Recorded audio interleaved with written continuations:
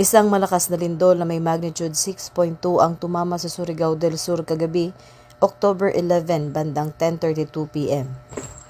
Ang sentro ng pagyanig ay naitala 22 km hilaga, 89 degrees silangan ng Caguait, Surigao del Sur sa coordinates na 0.92 north, 126.51 east at may lalim na 10 kilometro.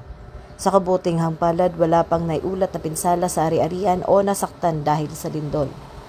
Bilang pagtugon, nananatiling alerto ang mga tauhan ng Philippine National Police sa rehiyon at aktibong nakikipag-ugnayan sa mga lokal na pamahalaan upang masiguro ang kaligtasan ng mga residente at patuloy na i-monitor ang sitwasyon.